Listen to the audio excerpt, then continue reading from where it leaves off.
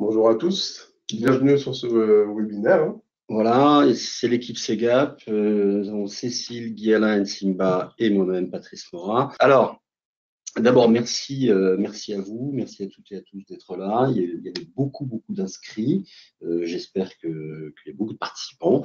On était à plus de 180 inscrits hier. Donc voilà, la prochaine fois, je pense qu'on réservera Stade de France. Aujourd'hui, on vous a réunis pour vous présenter le nouveau WinPay. Donc il y aura une petite partie de présentation, juste pour se mettre en jambes et cadrer. Ensuite, on va passer à la démo, qui est la chose la plus importante. Et il nous restera du temps pour répondre à des questions. Alors, bien évidemment, vu le nombre de participants, on ne peut pas laisser tous les micros ouverts, désolé, sinon ce serait un peu la cacophonie. Par contre, vous disposez du chat qui vous permet de poser des questions. Voilà. C'est à peu près tout pour les règles du jeu ce matin. Eh bien, on va commencer. Alors, notre petit programme. Petite introduction, je vais 2 minutes vous présenter SEGAP, un peu le contexte de ce nouveau WinPay, d'où il vient, pourquoi, quelles sont ses grandes caractéristiques, et puis on passera à la démo assez rapidement.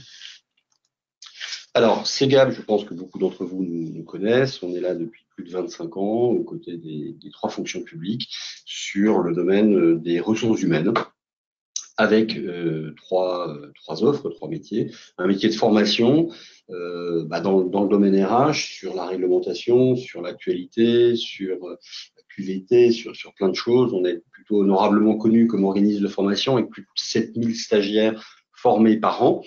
Un métier de logiciel dont j'ai la chance de pouvoir m'occuper, avec nos 3 logiciels, un D-Line pour la partie du chômage, gestion des ARE et des allocataires, WinPay, donc contexte de paie à façon pour la fonction publique d'État, et WinPay plus RH, notre nouvelle solution, SIRH intégrée, gestion administrative et paie, toujours pour la fonction publique d'État. On en reparle dans 2 minutes. Et puis un métier d'externalisation, où là, sur la base de notre offre chômage, nous assurons pour plus d'une centaine d'établissements la gestion de leurs allocataires et des ARE. Voilà. Du côté des logiciels, donc nos 3 logiciels, D-Line, WinPay, WinPay plus RH, nous sommes dans sur un métier d'éditeur avec l'organisation, les moyens, les objectifs que cela implique. Et entre autres, nous sommes là pour garantir à nos clients que nos logiciels fonctionnent bien et fonctionneront bien encore demain, alors que les technologies évoluent bien entendu, et dans le domaine qui est le nôtre, le réglementaire est en constante évolution. Donc, un D-Line, petit rappel, on a plutôt plus de 400 clients installés soit chez eux en intranet, soit sur notre plateforme SaaS. WinPay, donc préparation de la paie à façon, près de 300 clients. Nous sommes aujourd'hui pour parler du redéveloppement complet qui a été opéré de cette application, et WinPay plus RH, notre SIRH intégré, gestion administrative et paie, 33 clients qui lui aussi est disponible en intranet et en mode hébergé. Alors pourquoi un nouveau WinPay? C'est un petit peu la question que quelques clients m'ont posée. On dit, nous ça fait des années qu'on a WinPay, on a bien pris nos habitudes, ça fonctionne. Il se trouve que oui, ça fonctionne, mais enfin bon, ça fait quand même justement beaucoup d'années, et nous, on a à cœur de prévoir les années suivantes. Donc, les grands motifs sont exposés là. Le socle technique, la sécurité, la capacité d'évolution, la pérennité de l'application et de son service pour vous. Et nous avons choisi un redéveloppement sur la base de notre nouvelle application WinPay plus RH. J'en dirai plus dans 1 minute. Donc, ce socle technique moderne, il nous permet d'assurer une meilleure sécurité, qui est adaptée aux enjeux et présents et futurs. Je crois que vous lisez tous l'actualité. Le secteur public n'est pas ignoré des malveillants. On a beaucoup d'exemples de hacking, de toutes ces choses-là. Donc, pour nous, c'est une responsabilité que nos outils offrent un minimum de protection. Nous avons revu considérablement et même totalement l'interface utilisateur. Donc, elle est simplifiée, elle est épurée, toujours dans notre objectif premier qui est d'apporter de la valeur et du confort aux gestionnaires dans leur travail. Et puis, cette capacité d'évolution qui est un peu l'actualité pour répondre aux exigences et présentes et à venir de la DGFiP. Quelques apports, mais la démo sera beaucoup plus parlante. J'ai parlé d'interface, oui, elle change beaucoup, mais en mieux. On va être dans un contexte de cinématique guidée qui est très sécurisante pour les gestionnaires. Voilà, ça permet de fluidifier un petit peu le travail. On peut travailler avec plusieurs budgets sur une seule base. Nouveauté, il est possible d'avoir une génération anticipée de mouvements de paie, ce qui n'est pas possible dans le WinPay actuel. Et puis, de façon beaucoup plus commode, liée justement à ces choix techniques, l'installation peut se faire aussi bien en intranet ou en hébergé, alors que le WinPay que vous connaissez, étant un client lourd, s'accommodait très très mal d'un mode hébergé. Alors, pour faire simple, hein, voilà, on a développé une application qui s'appelle WinPay plus RH, SIRH intégré, destinée à pouvoir couvrir à la fois la gestion administrative et la paie, toute la gestion des emplois, de la gestion du personnel, avec des modules complémentaires de pilotage financier et RH, de services congés, de GPEC, de formation. Et sur cette base-là, on l'a plutôt simplifié pour en sortir un module dédié à la gestion de la paie, à la pré-liquidation. Et c'est celui-là, quand on vous le présente aujourd'hui, vous verrez donc au-dessus de cette page, c'est la page d'accueil du nouveau WinPay que nous nommons WinPay plus RH pré-liquidation. Un petit peu d'histoire. D'abord, j'ai rappelé pour les nostalgiques la date de naissance de WinPay. 98, donc ça ne nous rajeunit pas. Et on peut se dire qu'il était un petit peu temps de s'en occuper, mais puis l'application fonctionne très bien. Nous avons lancé en 2022 le projet de redéveloppement de WinPay, finalisé au cours de ce premier semestre les développements. Nous avons planifié le lancement avec un premier client pilote dès le mois de septembre, des opérations en vrai. Et puis les déploiements suivront. Je rappelle qu'on a eu des annonces, il y a beaucoup de clients qui nous interpellent en disant vous avez entendu parler de la DSN enrichie. Oui, on en a entendu parler, j'y reviendrai dans une minute. Également une évolution concernant la gestion des achats à l'étranger qui va changer, être réintégrée dans un flux un peu normal, ce qui n'était pas le cas jusqu'à présent. C'était géré par la DSIP, ça va passer sur des cartes normales. Et donc, pour poursuivre ce planning, nous prévoyons de pouvoir migrer les clients qui le souhaitent tout au long de l'année 2024, et notamment avec en tête cette échéance de DSN enrichi, dont le périmètre n'est pas encore complètement précisé, au 1er janvier 2025. Alors, deux mots, et on aura l'occasion d'y revenir, vous pourrez nous poser ces questions. Que savons-nous de la DSN enrichie? Que voulons-nous faire? Nous en savons autant que vous, peut-être moins. Il y a deux choses. Il y a l'intégration des éléments concernant la protection sociale complémentaire. Premier point, c'est là qu'il y a une échéance qui ne va pas bouger, qui est celle du 1er janvier 2025. Et puis d'autres éléments de DSN enrichi qui sont la transmission d'éléments plutôt de gestion administrative et de carrière, en plus des flux normaux de paie. Ça semble que l'échéance qui avait été annoncée le 1er janvier 2025 pourrait être plus tardive que cela parce que la mise en œuvre n'est pas aussi simple. Voilà ce que nous savons aujourd'hui. Nous n'avons encore pas d'informations sur la façon dont ces informations vont être transmises, donc quel va être le support, quel va être le véhicule. Et pour nous, en tant qu'éditeur, c'est important, parce que c'est ça qui conditionne le développement que nous allons faire. Bon, on le fera d'une façon ou d'une autre sur nos applications WinPay plus RH, y compris WinPay plus RH module pré-liquidation, mais à ce stade, totale incertitude sur la capacité de le faire sur l'ancien WinPay, si je puis dire, compte tenu de cette technologie et de sa limitation au seul sujet de paie. On aura l'occasion d'y revenir. On va passer à la démo. Donc, elle va être assurée par 3 personnes de notre équipe de déploiement de formation. Cécile Jans, Guy-Alain Loredon, Nsiba Wassa, qui vont vous proposer quelques petits scénarios d'utilisation de WinPay plus RH qui se rapprochent le plus possible de votre quotidien en gestion courante. Cécile, Guy-Alain, Nsiba, je vous laisse prendre la main. Merci Patrice. Alors, comme Patrice disait, en fait que c'est donc un logiciel qui est donc full web. Donc, concrètement, en fait, vous pouvez en fait donc y accéder donc via n'importe quel navigateur. Chaque utilisateur en fait forcément aura donc son identifiant et son mot de passe. Donc là, le logo qui apparaît ici, WinPay plus RH, forcément sera changé. On est encore en arbitrage en interne au niveau donc, du logo. Alors, on va se connecter. Alors, donc là, sur la page d'accueil, comme vous voyez, en fait, on a donc une page d'accueil qui est assez épurée. Dans un premier temps, on va avoir donc sur le haut de la page un bandeau noir avec en fait donc la possibilité de venir en fait donc rechercher ici via le champ de recherche donc le nom d'un agent en tapant donc les premières lettres du nom de l'agent. Matricule.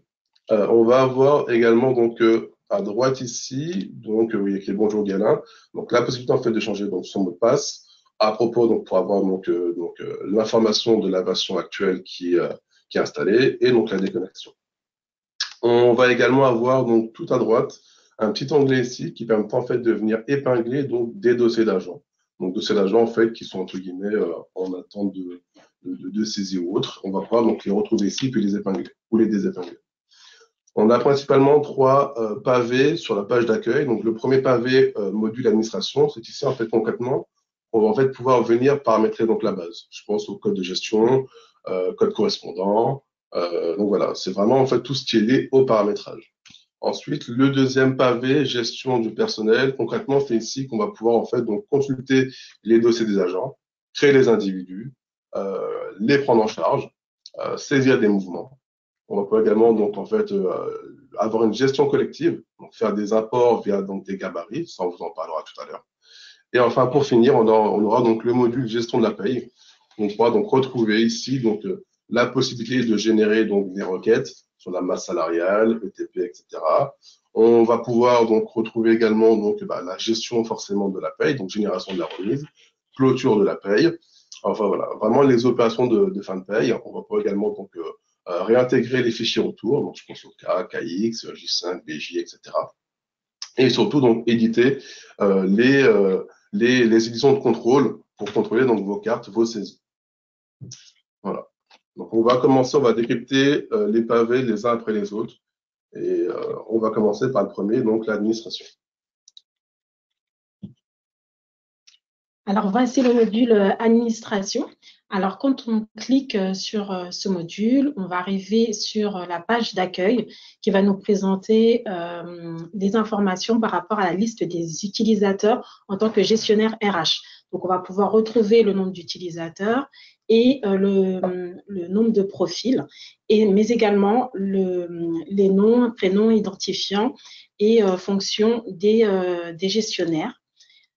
Et en cliquant sur la colonne Action, on aura davantage d'informations sur ces utilisateurs, notamment lorsqu'on pourra les paramétrer. Lorsqu'on revient sur la page d'accueil, vous pouvez observer tout en haut, on va retrouver plusieurs onglets. Dans un premier temps, on va avoir l'onglet référentiel. Alors, lorsqu'on clique dessus, on va pouvoir distinguer deux types de référentiels. Donc, un nommé nomenclature, où on va pouvoir administrer les données selon vos besoins personnalisés.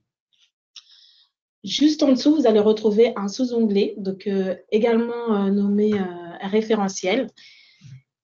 Ce sont des données que l'on va pouvoir retrouver dans l'application au fur et à mesure de la gestion. La différence avec les nomenclatures, c'est que ces données sont non administrables. Donc, vous n'aurez pas d'action pour pouvoir les modifier. Ce sont des référentiels de base.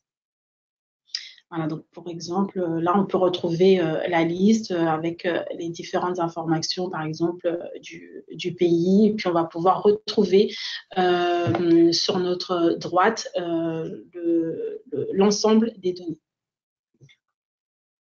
Ensuite, on va retrouver le troisième onglet, organisation. Donc, l'organisation va correspondre à la structure de votre établissement. Donc, en cliquant dessus, on va pouvoir retrouver les données de base par rapport à vos différentes structures, donc avec un code, un type de structure donné, le libellé de la structure en long puis en court, et puis la date d'ouverture de la structure, ainsi que la date de fermeture s'il y en a une. On va pouvoir également retrouver une date d'observation, c'est-à-dire qu'en indiquant une date d'observation, vous pourrez retrouver la structure de votre établissement en fonction de la date observée, ce qui permettra de retrouver les données par rapport à votre structure à l'instant T. Donc, pour exemple, on a une structure qui est créée qui va correspondre à l'établissement, donc qu'on a appelé CGAP, et on va vous montrer comment on va pouvoir créer une sous-structure qui sera rattachée. Alors pour ça, on va déjà devoir aller créer notre structure, Oui. Puisque là, vous voyez qu'on n'a accès uniquement qu'au type établissement. Alors pour ça, on va devoir se rendre dans référentiel. On va se rendre ensuite dans nomenclature. Comme vous l'a dit Simba, tous les champs que vous allez retrouver dans nomenclature sont paramétrables par votre établissement. Donc, je me rends dans nomenclature, je vais aller rechercher les types de structures.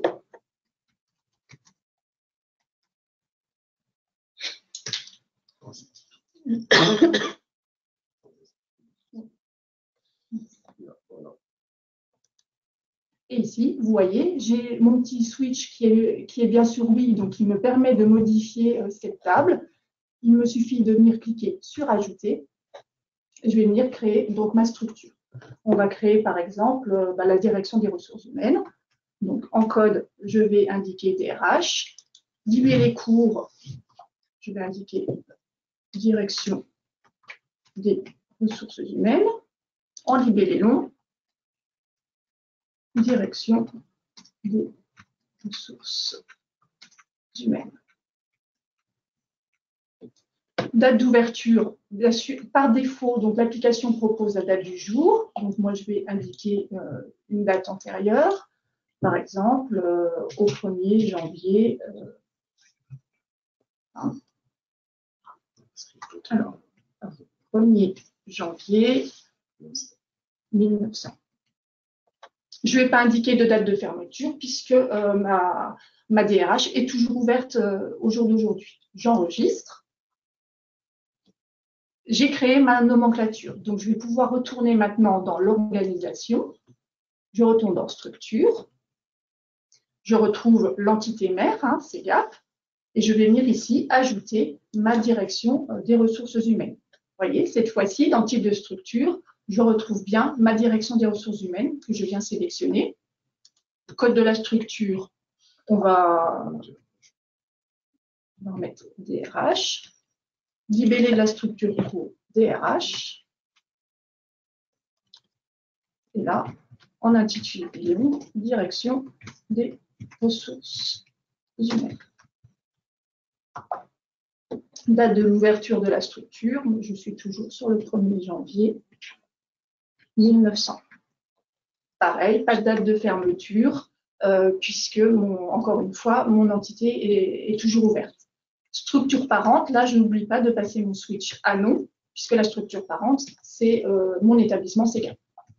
Je clique ensuite sur le bouton Continuer, je me laisse guider par le workflow proposé par l'application. Ici, donc, sur le workflow numéro 3, relatif au rattachement, on me demande donc une date de début de rattachement à ma structure mère. Je n'oublie pas de sélectionner. Les informations relatives à la structure de rattachement doivent bien figurer en bas de la page. Et là, maintenant, je vais pouvoir indiquer, encore une fois, la date de début de rattachement. En sachant que la date de début de rattachement peut être différente que la date de début de création de la structure enfant. Eh bien, écoutez, voilà, je vous propose de mettre effectivement une date différente. On va la rattacher au 1er janvier 1998. Je n'indique pas de date de fin de rattachement de la structure. À savoir qu'à chaque fois que vous avez un petit astérix à côté du champ à remplir, cet astérix indique que l'information est obligatoire. Hein, on voit que sur la date de fin, je n'ai pas d'astérix rouge, donc je ne suis pas obligée de renseigner l'information. Je vais cliquer sur le bouton « Continuer » pour me diriger sur le dernier workflow de la création d'une structure, qui est le récapitulatif. Dernière étape que vous retrouverez à chaque fois sur l'ensemble des saisies que vous réalisez dans cette application. Vous avez toujours un récapitulatif qui vous permet de vérifier votre saisie et éventuellement de revenir dessus en cliquant sur le bouton « Retour » si vous avez des modifications à apporter à cette saisie. Si tout est bon, je vais venir cliquer sur « Terminer ». Et ici, je retrouve bien dans l'organisation, dans l'organigramme, hein, la DRH avec le lien de rattachement symbolisé ici.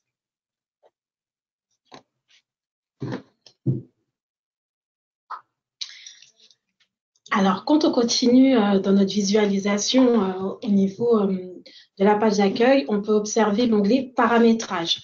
Donc, lorsqu'on clique sur cet onglet, on va retrouver les sous-onglets « Utilisateurs et profils » que l'on retrouve aussi au début en onglet d'accueil.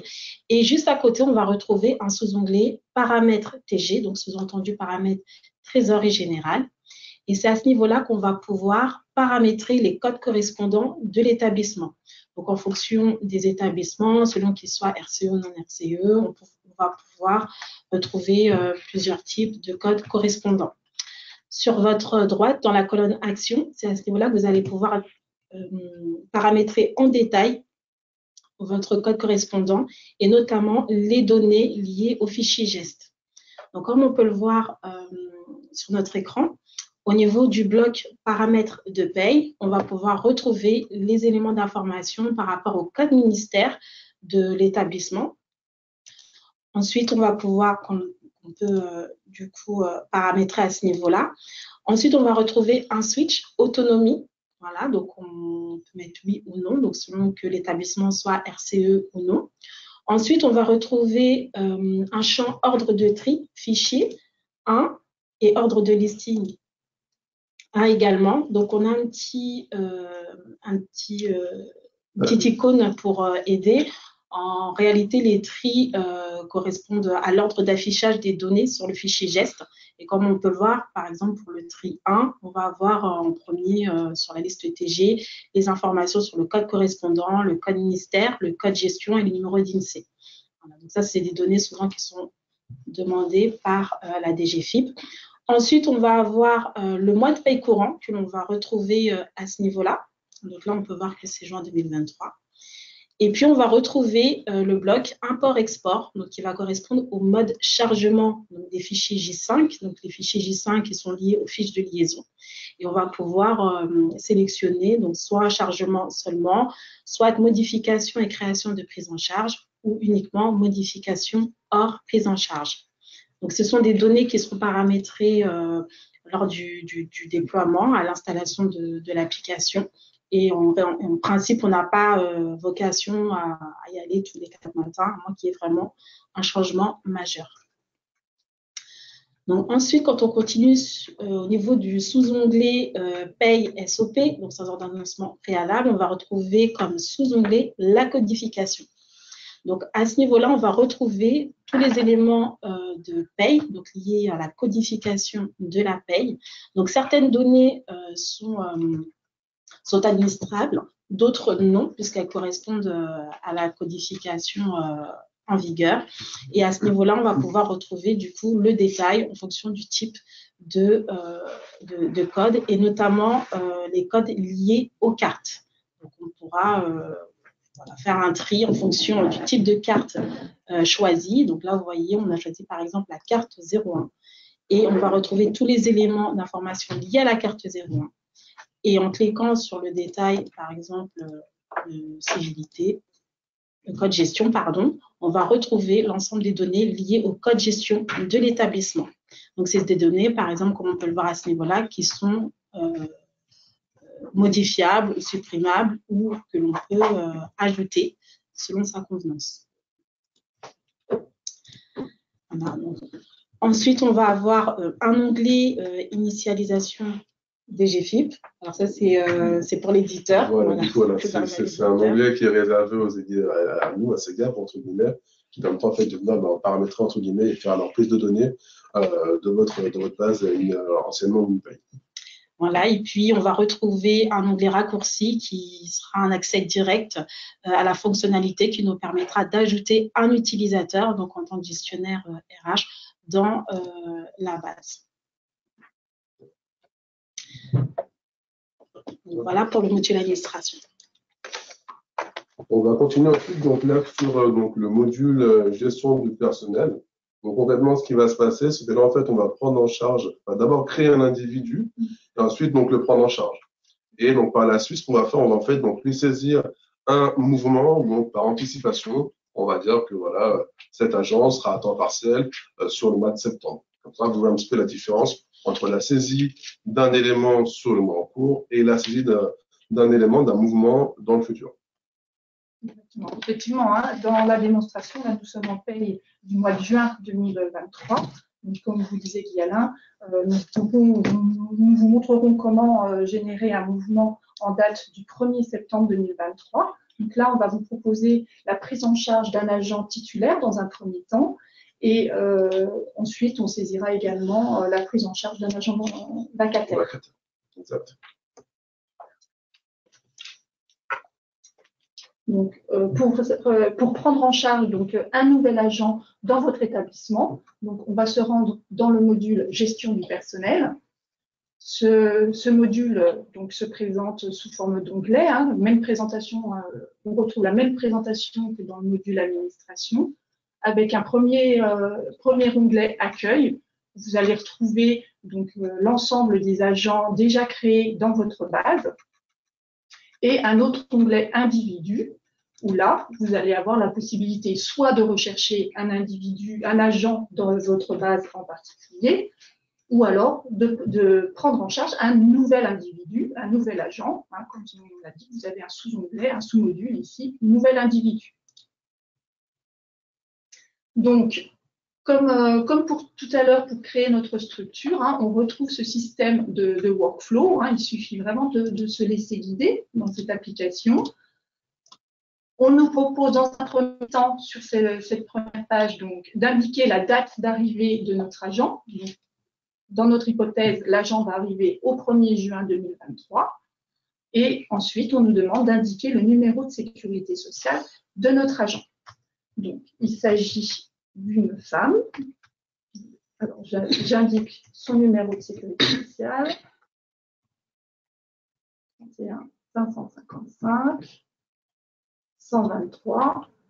Et vous voyez, c'est l'application qui va venir me calculer la clé du numéro INSEE et qui va détecter s'il s'agit d'un numéro INSEE définitif ou provisoire. Vous voyez, le switch est passé à définitif tout seul. Il a reconnu qu'il s'agissait bien d'un numéro de sécurité sociale définitif. Il faut savoir aussi que donc, quand vous saisissez donc, vos codes INSEE, donc UP+, RH pré-liquidation fera en fait donc, le contrôle de cohérence. Donc, imaginons qu'on s'est trompé sur un chiffre ou autre, vous aurez en fait un contrôle de cohérence qui sera en fait présent tout au long de l'application et tout au long de la saisie. On continue et ici, sur cette deuxième page, on va indiquer donc l'état civil de notre agent. Donc, il s'agit d'une dame. Je vais ici indiquer son nom jeune fille. Ensuite, j'indique son nom patronymique. Vous voyez, donc là, exprès, hein, on a pris un nom à apostrophe. Il n'y a absolument aucun problème pour saisir ce genre de caractère. J'indique ensuite son prénom.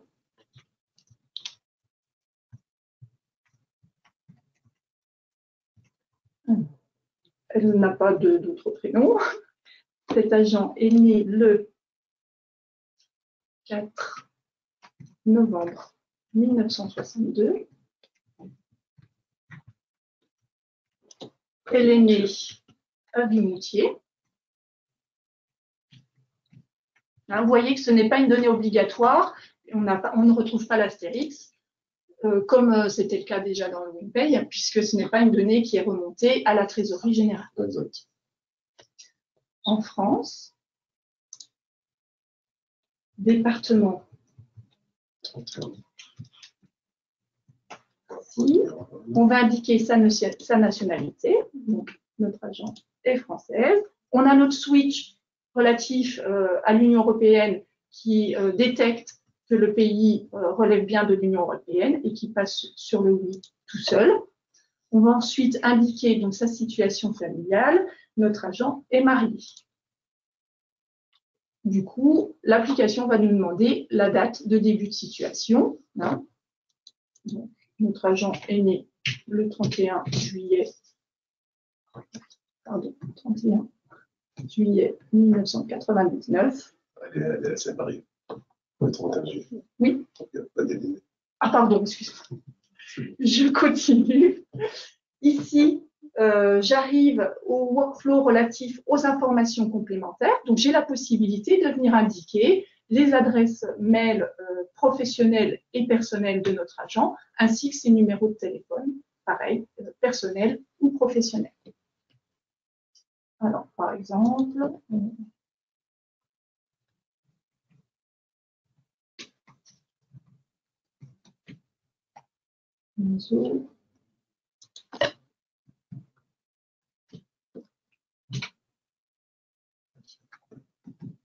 voilà, personnel.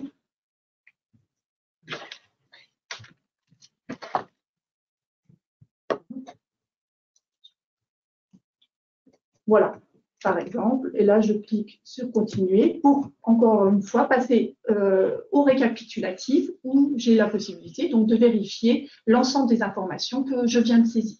Si tout est correct, je vais pouvoir cliquer sur terminer. Je suis automatiquement redirigée donc, sur la page de mon agent. Je vais retrouver donc, le nom de mon agent.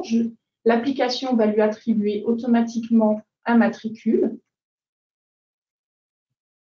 Et je vais retrouver ici, sur cet onglet « Informations personnelles », les informations que nous venons de saisir. En fait, du coup, ce qu'il faut comprendre, c'est que quand vous allez gérer vos agents sur l'application, dans un premier temps, en fait, vous devrez donc créer donc, les individus. En fait, du coup, donc, la création des individus permettra en fait par la suite, lors de la prise en charge, en fait, de récupérer toutes les données qu'on a donc en amont, en fait, générées lors de la création d'individus. Voilà, parce que souvent, enfin, parfois, on a donc justement l'information des agents bien avant donc la date effective de la prise en charge. Ça vous permettra en fait vraiment d'anticiper donc en fait toute la création de vos individus et après par la suite donc les prendre en charge. On va avoir donc ici dans cet onglet info perso donc la possibilité de venir épingler donc ce que je disais tout à l'heure hein, au niveau en fait donc de la page d'accueil le dossier de l'agent. Le premier onglet état civil en fait va venir en fait donc récapituler un petit peu donc tout ce qu'on a saisi lors de la création d'individus, donc au niveau de sécurité sociale, et puis les informations de l'état civil, le cas échéant. Juste en dessous, on va donc retrouver les informations complémentaires avec le courriel personnel, le téléphone personnel et ainsi de suite. On va pouvoir également en fait donc retrouver sur l'onglet suivant les contacts à prévenir en cas d'urgence. Donc là, pareil, vous pouvez donc rajouter l'information qui va en fait donc demeurer directement dans le dossier de l'agent. Cette information ne sera pas prise en compte dans l'envoi d'une carte ou d'un nouveau. Et on a donc le dernier onglet, l'onglet donc compétences, qui se décompose en 4 sous-parties, diplôme, langue, qualification et compétences. Donc là, c'est le même principe également. Vous pouvez donc à partir de là en fait venir compléter le dossier de l'agent. Au niveau du premier onglet résumé, on va pouvoir également en fait donc retrouver ici donc les bulletins de paye de l'agent. Donc bien sûr sous réserve d'avoir en fait donc importé les fichiers KA ou KX de l'établissement, les données SI et donc la maintenance. Donc ces deux onglets-là en fait on les renverra donc en formation le cas échéant. Maintenant que nous avons indiqué, renseigné les informations personnelles relatives à notre agent, nous allons maintenant créer le dossier paye de notre agent. Pour ça, on va venir cliquer sur le plus à côté de l'onglet Info perso, informations personnelles.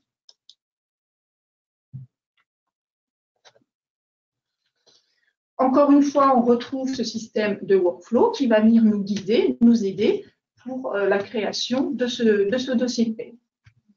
Dans un premier temps, on nous demande donc, le dossier de prise en charge du dossier paye. Donc, il s'agit d'une primo prise en charge, donc on est sur un dossier 00. On nous demande également donc, le type de population. Comme nous vous le disions, nous sommes dans le cadre de la prise en charge d'un agent titulaire. Ensuite, on a la possibilité d'indiquer si notre enfant a des enfants, donc, ce qui est le cas. Donc là, on va passer le switch sur oui. Profil de rémunération. Donc, nous sommes dans le cadre de la prise en charge d'un agent titulaire. On va venir préciser si notre agent est bien agent titulaire ou est fonctionnaire stagiaire. Code correspondant, donc on va venir sélectionner le code correspondant relatif au plafond d'emploi de notre agent. Ensuite, ici, on va indiquer la date de prise en charge. Dans notre hypothèse, notre agent arrive au 1er juin 2023. Tout en sachant que la date de prise en charge peut être également différente de la date de création donc, de l'individu. Tout à l'heure, on a créé l'individu à compter du 1er juin, mais là, en fait, rien n'empêche que je prenne en charge mon agent à compter du 19 juin. Exactement. Elle ne peut être que postérieure, elle ne peut pas être antérieure au dossier, mais effectivement, on peut tout à fait indiquer une date autre. Là, pour le moment, notre agent arrive à temps plein, donc on ne va pas indiquer de temps partiel pour notre agent. Et pour les primes, pareil, on ne va pas lui verser de primes pour le moment. Donc, on se laisse guider, on clique sur le bouton terminer, continuer, pardon. En fonction des informations que nous avons saisies lors de sa prise en charge, ces informations-là vont être reprises dans la génération des différentes cartes indispensables à la prise en charge de notre agent pour la trésorerie générale. Donc là, nous étions donc sur la carte 00. On arrive maintenant à la carte 90, relative au nom patronymique de notre agent, donc qui est reprise vraiment en fonction des saisies que nous avons faites précédemment. On arrive à la carte 04, relative donc, à la saisie des coordonnées bancaires de notre agent. Donc, par défaut, le mode de paiement est indiqué, 25, il s'agit d'un virement. Là, on indique l'IBAN de notre agent. Il détecte immédiatement la domiciliation bancaire. On va maintenant indiquer le BIC. Une fois que ces informations sont générées, on va pouvoir continuer. Oui. Okay. Ensuite, nous arrivons à la carte 91-92 relative donc, aux coordonnées de notre agent, à son adresse. Donc, dans notre exemple, notre agent habite 9. Donc là, vous avez également une table au niveau de la nature. D'accord, donc justement, en fait, vous ne pourrez pas en fait vous tromper au niveau de la nature lors de l'assise de la carte 91-92. Possibilité d'indiquer un complément. Le code postal 92 130. En fonction du code postal indiqué, l'application va vous proposer l'ensemble des villes qui correspondent à ce code postal. Ici, on n'en a qu'une, ici les modulos. Et pareil, par défaut, le pays, il s'agit de la France. Je continue. Et là, je vais arriver donc, à la carte 01. En date d'effet, il me propose la date que j'ai renseignée au début de la saisie du dossier paye, une prise en charge à compter du 1er juin 2023. Ensuite, je vais devoir indiquer les informations relatives au traitement de l'agent que nous sommes en train de prendre en charge. Dans notre exemple, il s'agit d'un professeur d'université.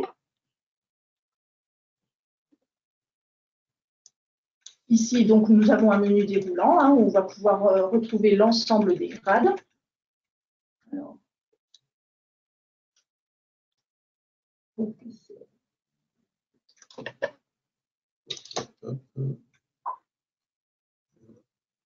C'est simple, il est là. Donc, qui est au deuxième échelon. En indiquant l'échelon, l'application vous propose l'INM correspondant au second échelon, donc du grade des professeurs d'université.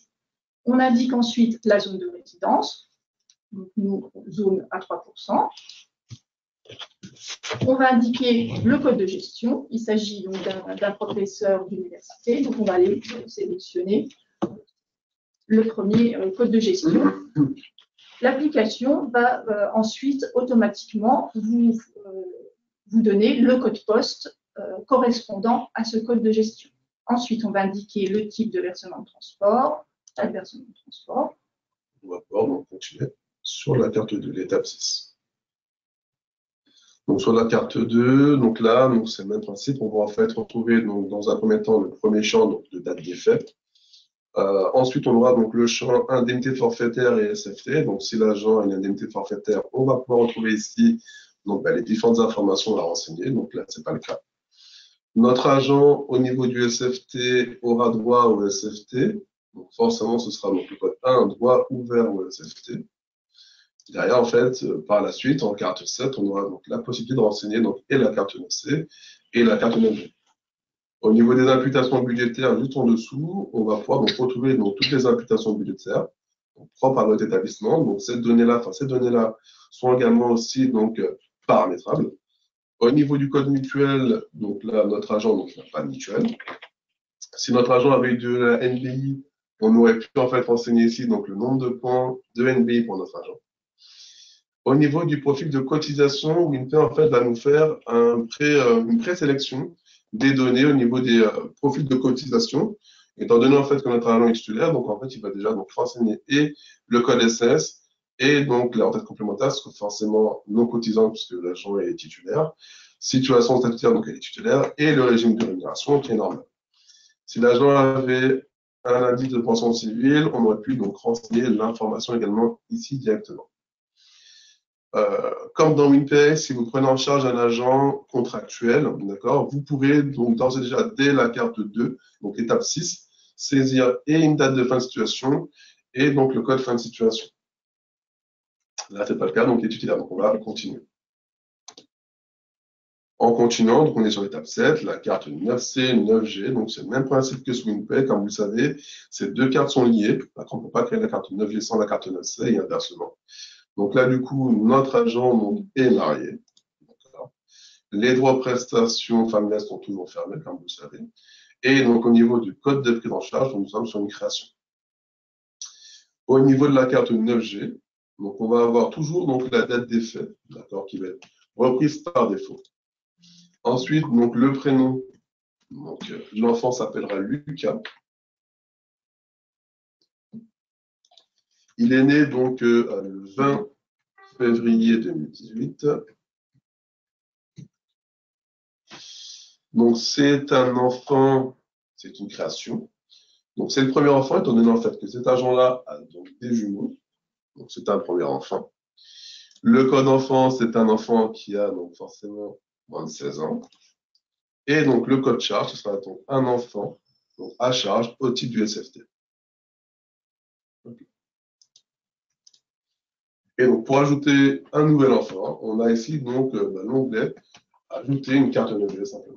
En cliquant ici, on a donc le formulaire juste en dessous qui s'affiche.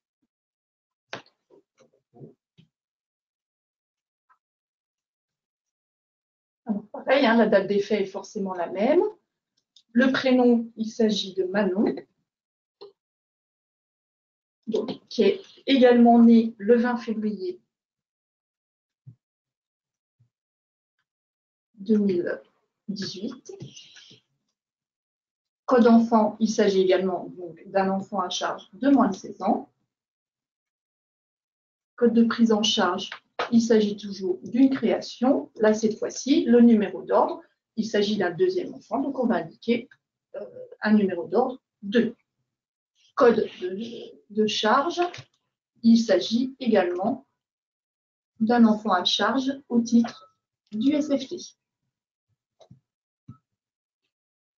Et on va pouvoir continuer en fait donc, sur notre lancée en passant en fait donc à la carte suivante. Donc la carte suivante, c'est quoi? C'est donc le récapitulatif. Comme on disait tout à l'heure, en fait, à chaque fois que vous allez en fait donc initier soit une prise en charge, soit en fait la création d'un individu, vous aurez toujours en fait donc ce workflow et à la fin, en dernière étape, le récapitulatif. Comme vous avez vu, on est passé de l'étape 7 à l'étape 11 directement, parce que forcément notre agent n'est pas payé au forfait, il n'a pas de temps partiel et donc il n'a pas de coût. Si c'était le cas, bon, en fait forcément donc le workflow sera arrêté au niveau de ces étapes-là. Donc là, on va pouvoir retrouver donc, toutes nos informations au niveau des données qu'on a renseignées. Si jamais je me suis trompé sur une saisie ou autre, j'ai la possibilité de revenir en arrière, d'accord, et en fait d'aller retrouver donc mes différentes saisies. Là, c'est pas le cas, je vais dire que j'ai tout finalisé, et je vais pouvoir donc terminer. En cliquant sur terminer, on a donc ici donc l'information que notre dossier a été donc créé, d'accord. Il faut savoir qu'une fois que vous finalisez donc votre prise en charge, en fait votre dossier est à l'état brouillon. Comme vous voyez, en fait, on aura ici, dans le dossier paye de l'agent, un petit onglet qui va donc être en surbrillance, qui va clignoter, pour soumettre le dossier. En fait, la soumission de ce dossier, et qui veut dire en fait qu'on va, entre guillemets, donc le rendre réel, d'accord? Donc le valider. Donc en cliquant sur soumettre le dossier, on aura donc une petite confirmation à renseigner. Donc est-ce qu'on veut vraiment confirmer donc la soumission de ce dossier? Donc on va cliquer sur oui. Et en cliquant sur oui, on va en fait retrouver ici au niveau de la synthèse du dossier de l'agent, et ben en fait un code couleur qui est en orange, qui en fait nous dit que les cartes sont prêtes à l'envoi. Alors là, on est donc dans le dossier paye de l'agent. Comme vous voyez, on aura donc le nom de l'agent, son matricule, la possibilité d'épingler ou de clôturer le dossier de l'agent. On aura également donc divers onglets. Le premier onglet synthèse, donc on y est dessus, se décompose en 3 sous-onglets. Situation actuelle, mouvement du mois, consultation des cartes. Là, en fait, on vient d'initier notre prise en charge. Donc, forcément, dans la situation actuelle, on va en fait retrouver, donc pour chaque bloc, donc le bloc information perso, le bloc situation administrative, le bloc indemnité, le bloc acompte, les cartes donc qu'on aura saisies au préalable. Là, dans notre cas, on a donc le bloc information personnelle et situation administrative qui ont été renseignés. On aura dans chaque bloc un tableau avec plusieurs colonnes. Donc, une colonne date d'effet, carte, détail et action. Donc, date d'effet, on va retrouver donc forcément donc la date d'effet à laquelle on aura donc saisi nos cartes, le code couleur au niveau des cartes, avec donc l'indication donc de la numérotation des cartes, donc carte 00, carte 4, 90, 91, 90, etc., etc. Il faut savoir que comme dans WinPay, lorsque vous prendrez en charge un agent, en fait, les prises en charge seront sécurisées, dans le sens où en fait, le workflow, forcément, vous présentera toujours les cartes obligatoires. Vous ne pourrez pas, entre guillemets, donc rater une prise en charge, que forcément, vous aurez toujours les bonnes cartes de proposer. Et ensuite, au niveau du bloc situation administrative, je vais pouvoir retrouver ici donc mes cartes 1 et mes cartes 2 que j'ai saisies pour mon agent. Toujours avec le même code couleur, prêt à l'envoi. L'onglet suivant, mouvement du mois, en fait, me permettra en fait de venir pareil, dans le même principe, retrouver donc les mouvements du mois en cours. Là, on retrouve également donc, les mêmes données. Et l'onglet consultation, donc cartes, me permettra en fait de venir consulter donc, des cartes, d'accord, que j'aurai donc au préalable saisies. On va retrouver ici donc le mois de paye, où a été saisie pardon, la carte et la date d'effet. Et ensuite, au niveau de la colonne action, on va pouvoir donc ici retrouver le détail de notre carte qu'on aura donc saisie. Il s'agit vraiment voilà, de l'historique des cartes. Exactement. Alors peut-être pour revenir sur le code couleur des différentes cartes, comme vous l'avez remarqué, quand Guiala a finalisé la création du dossier paye, nous avions une couleur grise. Hein. Cela signifie que les cartes ont été saisies uniquement, c'est-à-dire qu'elles ne sont pas envoyées, elles ne sont pas prêtes pour partir dans la bande geste. Il a fallu que Guiala donc soumette le dossier paye pour qu'elle passe au statut orange. Comme c'est indiqué, cette fois-ci, elles sont prêtes à partir dans la bande geste. Donc, ça veut dire que l'ensemble des cartes vont figurer sur votre brouillard d'écriture. C'est ces écritures-là que vous aurez à vérifier et qui partiront à la trésorerie générale dans la bande geste du mois en cours. On aura également la couleur violette qui concernera donc les écritures que vous aurez saisies pour l'avenir. Hein. Elles figureront bien dans le dossier paye de votre agent et elles ne passeront au statut orange qu'au moment lorsqu'elles elles vont concerner le mois en cours, hein, qu'elles devront cette fois-ci partir à la trésorerie générale. Et vous avez un dernier code couleur qui est le vert, cette fois-ci, qui vous indiquera que les écritures du mois en cours sont bien parties à la trésorerie générale. Et donc, du coup, voilà, en passant le curseur sur, en fait, donc, la carte en question, donc là, on aura le détail, et forcément, en fait, qu'on aura donc le code couleur vert, on aura donc la petite bulle qui nous dira qu'au final, la carte a le statut envoyé. Pour réinsister, ce code couleur violet dans l'avenir, c'est un peu une grande nouveauté par rapport au WinPay que tout le monde connaît. Exactement. Et on en fera la démonstration juste après avec donc la saisie d'un temps partiel dans le futur pour notre agent. Super. Exact. Donc, juste en dessous de l'onglet synthèse, on aura l'onglet informations personnelles qui va en fait donc, récapituler, retracer un petit peu donc, les informations génériques de notre agent, tout simplement. L'onglet mouvement juste en dessous, donc là, cet onglet mouvement permettra de venir saisir des mouvements pour notre agent. Donc, imaginons que voilà, notre agent donc, a été pris en charge. Ensuite, donc, on est sur le mois de juillet. Et donc, du coup, notre agent nous avertit qu'on va donc, qu'il va prendre un temps partiel à compter du 1er septembre 2023. Et bien, en fait, c'est ici, dans cet onglet mouvement, qu'on va pouvoir, en fait, donc, venir créer les cartes. On a plusieurs blocs, comme lors de la synthèse. Le bloc info personnel, le bloc situation administrative, le bloc indemnité, le bloc acompte. Donc, concrètement, dans chaque bloc, comme vous voyez, on a donc également donc, des tableaux. Première colonne carte, intitulée, et ensuite donc la colonne action qui permet en fait d'avoir le T+ pour en fait initier la saisie d'une carte. Donc là, dans notre cas, pour notre agent donc a demandé un temps partiel à compter du 1er septembre. Donc, on va pouvoir, donc, dans le bloc situation administrative, aller cliquer sur la ligne temps partiel, sur le petit plus, au niveau de la colonne action. Donc, en cliquant sur le petit plus, on va avoir ici, en fait, donc, une petite fenêtre qui s'ouvre avec, en fait, un formulaire à renseigner. Nous avons indiqué que notre agent donc, demandait un temps partiel à compter du 1er septembre 2023. Ensuite, ici, on va pouvoir retrouver, donc, dans un premier temps, le type de temps partiel. Alors, si jamais vous avez un doute ou autre difficulté, sachez que vous avez un bouton Aide ici qui permet en fait d'avoir donc l'information, d'accord, enfin le descriptif au niveau des différents champs du disponible. Donc là, type de temps partiel, je sais que mon agent, c'est un temps partiel autorisé. Donc là, encore une fois, on a donc la toute dernière codification au niveau des temps partiels. Comme vous le savez, la trésorerie donc, a indiqué qu'il y a donc maintenant des nouveaux types de temps partiel. Donc, c'est un temps partiel donc, pour élever un enfant pour notre agent. Donc, le code sera TE. Et ensuite, on aura donc le choix au niveau du numérateur et du dénominateur. Donc, concrètement, notre agent est à 80%, enfin sera à 80%. Donc, on sait que 80%, c'est au moins 6/7 au niveau du temps partiel. Donc, au niveau du nombre d'heures, on aura donc le numérateur 6 de disponible. Et ensuite, au niveau du temps théorique, donc le dénominateur 7. Une fois que j'ai saisi donc, mon information, je vais pouvoir cliquer sur donc, Terminer. En cliquant sur Terminer, en haut à droite, comme vous voyez, j'ai une petite annotation qui m'indique que la création a bien été faite de ma carte 3. Maintenant, lorsqu'on saisit une carte individuelle pour un agent, d'accord? Comme vous voyez, en fait, ici, dans cet onglet Mouvement, on a donc 3 onglets. Là, on est sur le premier onglet, Création de carte. Ensuite, on aura donc l'onglet Historique pour récupérer donc tout l'historique qui est déjà, entre guillemets, saisi pour notre agent.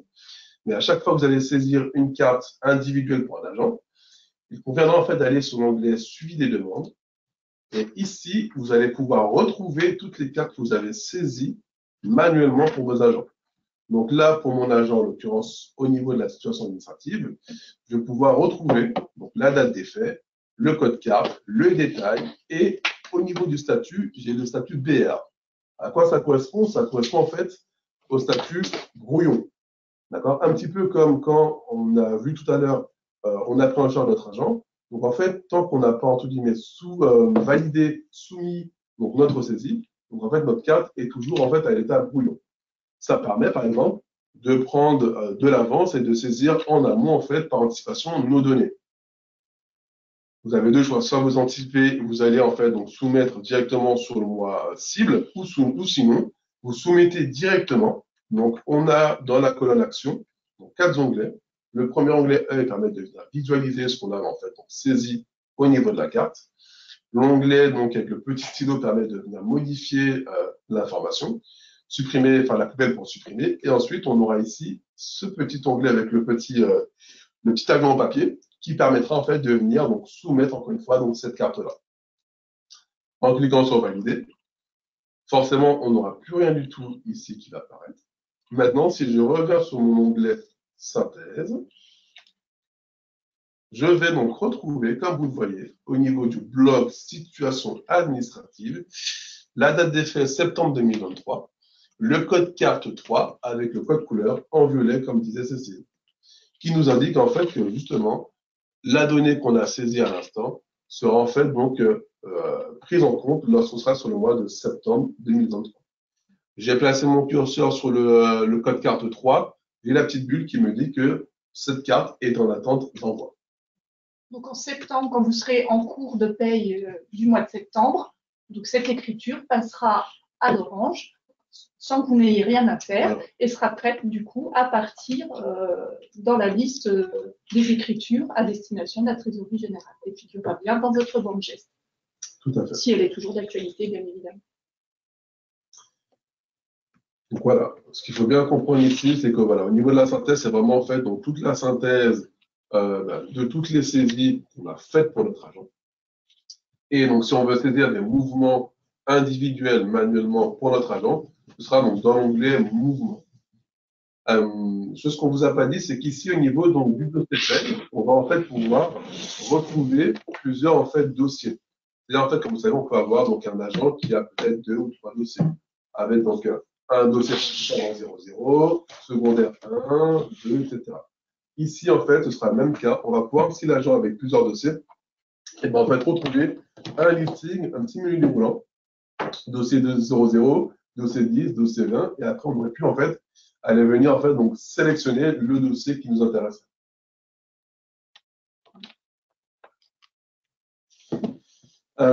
Juste en dessous de l'onglet mouvement, on aura donc l'onglet rémunération précalculée. Si notre agent avait une carte 40, 41, 42, 45, on aurait donc l'information qui s'apparaît ici. C'est pour ça que forcément, là, j'optimise agent parce que je n'ai pas en fait de saisie pour mon agent. Ça, c'est normal. L'onglet bulletin de paye, ici, c'est le même principe également. Vu qu'on n'a pas de cas qui sont renseignés, et ben en fait, une paye nous alerte en disant attention, forcément, il y a une erreur. L'onglet fiche de liaison, sous réserve qu'on ait donc importé un fichier J5, c'est le même principe, on va retrouver l'information, la fiche de liaison de l'agent directement dans cet onglet-là. Et enfin, le dernier onglet, imputation budgétaire, on va en fait pouvoir retrouver ici, en fait, la possibilité de venir en fait faire une répartition analytique par centre de coût ou autre pour votre agent. D'accord? Mais ça, en fait, on va pouvoir revenir dessus lors de formation ultérieure. Alors, donc du coup, là, ce qu'on va faire par la suite maintenant, on va créer donc un autre agent, un vacataire. D'accord? Donc concrètement, ce qu'on va faire, on va, pareil, on va en fait recommencer la création d'un individu. Ensuite, donc le prendre en charge avec donc, les données vacataires. Et par la suite, on va ensuite donc, soumettre son dossier. Ensuite, on vous parlera donc de l'onglet gestion collective qui permet en fait de faire des apports individus et des apports sur donc les cas, donc les mouvements, avec donc des gabarits qui vous seront forcément transmis, fournis. Hop là. On peut mettre une date peut-être antérieure. Antérieure. Donc, Ou non, postérieure, pardon. Oh, tu peux laisser la date. On va laisser la date du jour. Ouais. Alors, 2. Donc là, pareil, on va indiquer le numéro de sécurité sociale de notre agent. 2 70 04 87 87 80.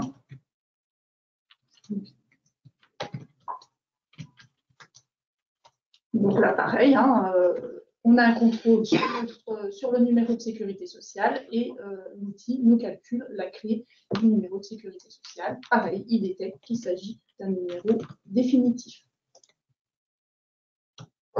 Ben, bon exemple. Bon exemple. Donc là, en fait, on voit que la donnée est incorrecte. Voilà. Donc en fait, on s'est trompé. Donc là, concrètement, sur la saisie donc, du code INSEE. 87, 87, 88.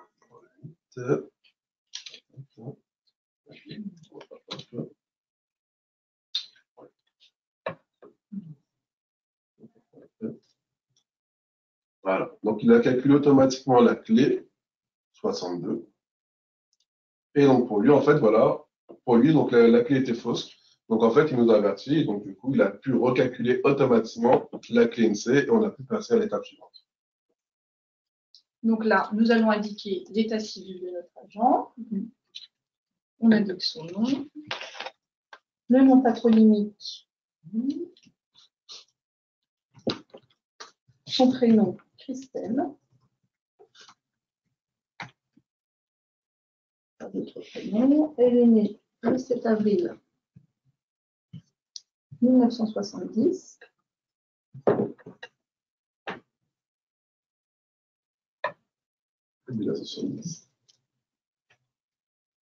Donc là, vous avez vu également, en fait, hein, on a mis par défaut 2023, par mégarde, hop là, on est rappelé à l'ordre directement. En fait, le contrôle de cohérence se fait en fait un petit peu comme dans Reaper, en fait, tout au long en fait, de la saisie.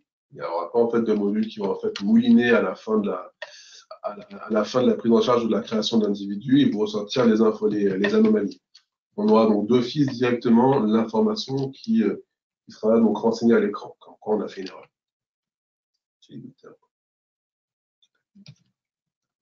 Hop là. Donc là, du coup, on va pouvoir régler. Donc là, si on a des informations complémentaires à renseigner, on les renseigne. Si ce n'est pas le cas, on peut passer à l'étape suivante. L'étape suivante qui est donc le récapitulatif, encore une fois, qu'on va avoir donc partout lorsqu'on est en présence du workflow. Donc là, concrètement, on a finalisé, on va pouvoir terminer notre création d'individu. Création d'individu, en fait, donc création qui est synonyme au final de création en fait du dossier de l'agent au final. Exactement. Et on va pouvoir donc à partir d'ici, en cliquant sur le petit plus à côté d'info personnelles, on va en fait créer le dossier de paye de l'agent. Comme tout à l'heure, donc il va nous demander de lui attribuer un numéro de prise en charge. Donc, nous sommes sur un numéro de dossier 00. Type de population, nous sommes dans le cadre de la prise en charge d'un agent vacataire. Il n'a pas d'enfant. Profil de rémunération, donc il s'agit d'un vacataire de service. Alors, comme vous l'avez vu, en fait, en sélectionnant le type de population vacataire, on aura en fait donc le profil de rémunération qui est associé. D'accord? C'est comme tout à l'heure, on avait donc le type de population titulaire avec le profil de rémunération donc titulaire. Ou stagiaire. Ou stagiaire, effectivement. On sélectionne ensuite le code correspondant, la date de prise en charge, donc on avait dit la date du jour. Donc c'était le 22 juin. Hop, voilà. Est-ce que notre agent est à temps partiel? Non, puisqu'il s'agit d'un agent vacataire. Est-ce qu'il a des indemnités? Non, non plus. On va pouvoir donc cliquer sur continuer. Donc là, c'est le même principe que tout à l'heure. Hein. En fait, les premières étapes 1 et 2, en fait, vont en fait simplement retranscrire les données que vous avez renseignées lors de la création d'individus. Donc après, c'est un contrôle qui est à faire, mais après, il suffit simplement de cliquer sur continuer pour passer à l'étape suivante. Là, on arrive donc à la saisie du relevé d'identité bancaire de notre agent. Donc, encore une fois, hein, par défaut, il nous indique qu'il s'agit d'un prélèvement, un code 25, et là, on va renseigner l'IBAN, donc FR 76 1390 6001 6085 0228 1613 122. Il vous indique la domiciliation bancaire correspondante, et là, on va indiquer le BIC, AGRI, FR, PP 839. OK. Donc là, par défaut, le contrôle de cohérence est fait. On va pouvoir, en fait, donc, pareil, passer donc, à la page suivante. On sera ensuite donc, sur l'adresse. Notre agent habite 8 rue de la Paix. dans le 8e arrondissement de Paris. Là, ça vous avez vu. Vous avez la chance. Alors, on va pouvoir cliquer sur Continue. Date d'effet, donc c'est le même principe que tout à l'heure, en fait. Donc, il reprend par défaut donc, la date qu'on a renseignée. Le grade, donc on sait que c'est un agent qui est vacataire. On va pouvoir renseigner dans un premier temps donc, les 3 premières lettres du grade, avec donc, le filtre qui apparaît ici. Donc, on sait que l'agent est vacataire, donc on sait vacataire. D'office, il me recèle donc l'échelon 0 à renseigner, et forcément, je ne vais pas l'indice majoré, voilà. Ensuite, au niveau donc, de la zone de résidence, on va pouvoir donc ici renseigner une zone de résidence en fonction. Donc là, on va dire qu'il n'y a pas de zone de résidence. Au niveau du code poste ici, on va pouvoir donc, du pavé poste, pardon, on va pouvoir renseigner ici donc, le code de gestion qui sera associé à l'agent. Et enfin, donc, déterminer donc, là, le versement de transport par défaut qui est donc 0, pas de versement de transport. En validant, en continuant, on arrive donc sur l'étape 6, la carte 02. Et on va pouvoir donc retrouver ici, donc pareil, hein, donc les différentes informations comme tout à l'heure, hein, et renseigner donc les infos. Donc mon agent n'a pas d'actif forfaitaire, et il n'a pas de SFT, d'accord, donc aucun droit 0. Au niveau des ventilations budgétaires, donc là, du coup, on va laisser en X01 par exemple. Il n'a pas de mutuelle, il n'a pas non plus de NPI. Après, donc ici, on va pouvoir donc renseigner ici donc le code SS, d'accord, donc code SS au niveau donc de la façon, on va pouvoir donc retrouver ici donc les informations, d'accord, donc on va faire 12. Voilà. Sachant effectivement qu'à chaque fois, l'application va vous proposer une codification de ces profils de cotisation, mais que vous avez tout à fait la possibilité de venir jouer sur le menu déroulant et de modifier les profils de cotisation proposés. Après, donc la situation statutaire, on va dire que notre agent a un code 22 ici, et régime de réservation 01, régime de réservation normal. Là, du coup, vu que c'est un vacataire qui va donc forcément revenir ou autre, on ne va pas saisir donc de date de fin de situation ni de code de fin de situation. Donc, on va pouvoir donc continuer. En continuant, on arrive sur la dernière étape, l'étape 11, d'accord, donc récapitulative, ici de disponible. Si j'avais coché le switch on sur prime ou autre, on aurait eu donc l'étape 10 de disponible. On a pu donc renseigner une carte 20 pour notre agent, par exemple. Et là, je vais terminer ici. Et c'est le même principe que tout à l'heure, hein, comme vous voyez, comme disait Cécile. On est maintenant sur le dossier paye de l'agent, mais vu qu'on n'a pas soumis le dossier, forcément, en fait, donc le code carte, enfin le code couleur, pardon, de carte est gris, avec donc ici l'option saisie lorsque je passe mon curseur dessus. Et du coup, en fait, on aura l'obligation, pour rendre le dossier de paye de l'agent valide, de soumettre le dossier. Et donc là, du coup, nos cartes passent à l'état, donc prêt à l'envoi. Voilà, c'est vraiment une gymnastique nouvelle, création de l'individu, ensuite prise en charge de l'individu, avec les 2 premières étapes qui sont donc pré-renseignées. Donc voilà au niveau donc, des dossiers des agents. Au niveau donc de l'onglet gestion collective, on va pouvoir en fait sur WinPay plus RH pré-liquidation faire des imports d'individus. D'accord. Donc concrètement, ce qu'on vient de faire en première étape lors de la création de l'agent, on pourra en fait donc venir importer un gabarit spécial individu qui permettra en fait de créer automatiquement tous vos individus. Alors pas de panique hein, au niveau des reprises de données, d'accord, parce que du coup forcément vous n'allez pas repartir d'une base à blanc, hein. Vous repartirez bien sûr avec donc, toutes vos données que vous avez actuellement sous WinPay par rapport en fait aux fichiers d'initialisation qui vous seront transmis par la DGFiP. Mais ça va faire l'objet d'une autre communication ultérieure. On va pouvoir donc continuer l'onglet ici individu qui permet de venir en fait aller chercher notre gabarit et donc de le valider et de l'importer. Une fois en fait que vous apportez un gabarit, vous aurez ici donc au niveau de l'onglet tableau de bord donc votre fichier avec donc la date d'import qui va apparaître et au niveau de la colonne action, on va en fait avoir donc 2 onglets. Un onglet qui permettra de supprimer l'import et un onglet qui permettra en fait de visualiser donc les données qui vont être intégrées ou rejetées. Au niveau de l'onglet suivant, import de mouvement, c'est le même principe.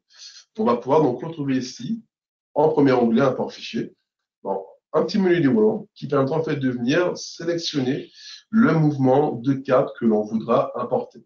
Par exemple, si je choisis donc mouvement carte 00, en fonction de mon gabarit, donc un gabarit c'est quoi? C'est un fichier Excel qui vous sera fourni, qui va contenir un petit peu comme dans WinPay, les colonnes obligatoires à respecter et à renseigner par la suite. Une fois que vous l'importez, vous avez donc le deuxième onglet tableau de bord qui va donc apparaître, toujours par type de mouvement. Donc là, comme vous voyez, j'avais déjà importé un mouvement en carte 00, donc le nom du fichier, le type de mouvement, la date de l'import, et j'ai, comme je vous le disais, dans la colonne action, mes deux onglets, suppression et visualisation. Si je veux visualiser ici, donc moi, vu que j'ai déjà apporté mes infos, forcément, dans l'onglet suivi, je n'ai plus rien. Alors, mais si c'est le cas, vous voyez donc toutes les données qui seraient apparues ici, et ensuite, donc j'aurais pu ou non les intégrer. Pareil, dans le même principe, si jamais j'avais eu des rejets, j'aurais eu toute l'information ici en termes de rejet avec donc forcément le motif de rejet, comme quoi, donc pourquoi, comment, notre information n'a pas été donc prise en compte dans l'application. Ces deux onglets par la suite, dossier vacataire indemnitaire, prime vacation indemnité, forcément, vu qu'en fait, on les gère déjà au niveau des mouvements de cartes, sont sûrement voués à disparaître au niveau de cet onglet gestion collective. Donc voilà un petit peu comment se présente vraiment pour moi, l'onglet principal, gestion du personnel. On va maintenant attaquer le dernier onglet gestion de la paye, PSOP, qui permettra ici, dans un premier temps, d'avoir, comme un petit peu partout, les deux onglets précédents, le premier onglet principal, l'onglet accueil. On va retrouver en fait donc le mois de paye qui est en cours, donc le mois de paye de juin 2023. Et juste en dessous, on a un menu déroulant en fonction donc des codes correspondants. Sur ma base, j'ai donc deux codes correspondants. Donc forcément, j'aurai en fait au final deux bases, d'accord, en une au final. Et je vais pouvoir en fait pour chacune des bases, en fait venir donc éditer donc ma remise, éditer les points de contrôle, etc., etc.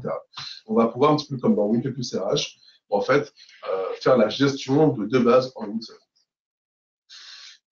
Sur donc, la page d'accueil ici, comme vous le voyez, je vais en fait retrouver plusieurs pavés. Donc là, j'ai trois pavés. Avec, dans un premier temps, le pavé en fait qui retrace tous les mouvements de la remise qui sont en cours. Avec donc le code correspondant, le mois de paye, la remise, le numéro de la remise, pardon, et le nombre d'articles de mouvement donc sur cette remise. Ensuite, j'ai donc la partie acompte qui me permet en fait de visualiser si j'ai saisi des acomptes ou pas, et la partie donc retour de paye. C'est le même principe, quel que soit le code correspondant. Vous voyez, donc là, j'ai changé de code correspondant, je suis sur le code correspondant XDI, et vu que je n'ai pas saisi de mouvement sur ce code-là, donc forcément, je n'ai donc 0 mouvement qui apparaissent. On va remettre sur le code CEG. Au niveau des requêtes, ici, on aura donc plusieurs types de requêtes. Donc, il faut savoir que ces requêtes sont forcément vouées à donc, évoluer, d'accord, à être plus complètes par la suite au niveau des développements. Ça fera toujours l'objet d'un arbitrage, quoi qu'il arrive. On va retrouver dans un premier temps donc, le journal de paye, la JPA, en sachant que, bien sûr, ces informations en fait, vont retracer votre import du fichier KA ou KX. Et ensuite, on va avoir donc le requêteur forcément sur le pilotage de la masse salariale. Donc là, on aura donc au final trois thèmes, type suivi des demandes. En recherchant, on aura donc un suivi détaillé des dépenses de la masse salariale par imputation et un suivi de la masse salariale par type de population. Ensuite, si je clique sur le suivi des emplois, je vais pouvoir retrouver donc le suivi des ETP travaillés et des ETP donc rémunérés. Et enfin, pour finir, je vais avoir donc ici un champ donc prévisionnel qui permet en fait d'avoir un impact de la masse salariale des avancements en échelon. Donc voilà, vous aurez donc par défaut ces requêtes de disponibles et qui forcément en fait vont être amenées à évoluer et donc forcément on aura donc plus de choix par la suite au niveau des dispos. Donc ça c'était pour le premier onglet accueil. Le deuxième onglet mois en cours, on va retrouver ici donc, encore une fois, le mois de paye, le mois de juin, avec donc la possibilité de venir sélectionner le code correspondant. Comme vous voyez, on a dans un premier temps ce qui apparaît à l'écran, l'édition de paye. On va pouvoir ici, en fonction de nos choix, faire des filtres. Par exemple, sur le numéro de la remise, par agent, par carte, par indemnité, le cas échéant, par type de population. Est-ce que je veux que les titulaires, est-ce que je veux que les vacataires, etc., etc. Par également utilisateur. Dire que voilà, imaginons que j'ai besoin d'avoir l'édition de Monsieur X ou Madame Y, je vais pouvoir retrouver l'information ici. Je vais même pouvoir également avoir un état de validation. Est-ce que je veux que les cartes qui sont envoyées? Est-ce que je veux que les cartes qui ne sont pas envoyées? Et également, donc, instaurer une période, dire que voilà, je veux besoin d'avoir les cartes que j'ai saisies de telle période à telle période, WinPay, donc sera en mesure de nous les générer. Ensuite, on a ici, en bas à droite, un onglet édition des mouvements du mois. En cliquant ici, on va en fait retrouver un petit peu comme dans WinPay actuel, mais en fait deux options. Ensemble des cartes du mois, les cartes créées ou modifiées depuis la dernière impression. Donc là, concrètement, moi, ce que j'ai envie de faire, c'est sortir donc toutes les cartes du mois. J'ai deux choix, soit sortir l'information sur PDF, soit sur Excel. Je vais choisir le PDF. En sélectionnant donc l'information PDF, donc là, elle est en train de terminer, on aura ici en fait donc là le récap, d'accord, de toutes nos saisies qui ont été faites donc sur le mois en cours. D'accord, donc on va retrouver donc l'information du mois de paye, la date et l'heure, l'interface gestion de la paye, les mouvements, le code correspondant, et ici ensuite on aura toutes les données, d'accord, qu'on aura saisies.